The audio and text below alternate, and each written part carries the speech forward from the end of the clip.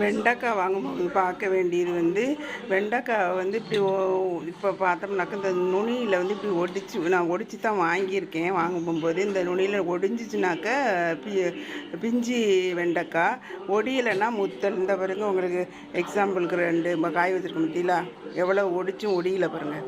இந்த மாதிரி ஒடியலைன்னா இந்த மாதிரி வெண்டைக்காய் முத்தல் வெண்டைக்காய். இது அதை அப்படி பார்த்து வாங்கணும். இந்த பாருங்கள், இப்படி ஒடிக்கணும். இப்படி ஒடிச்சிங்கன்னா சடக்குன்னு ஒடியுதா? இப்படி ஒடிஞ்சால் தான் பிஞ்சு வெண்டைக்காய். இப்படி ஒடிச்சு தான் பார்த்து வாங்கணும். வெண்டைக்காய் இப்படி ஒடிச்சு பார்த்தீங்கனாலே வெண்டைக்காய் முத்தலாக இருக்கா பிஞ்சாக இருக்காங்கிறது உங்களுக்கு தெரிஞ்சிடும்.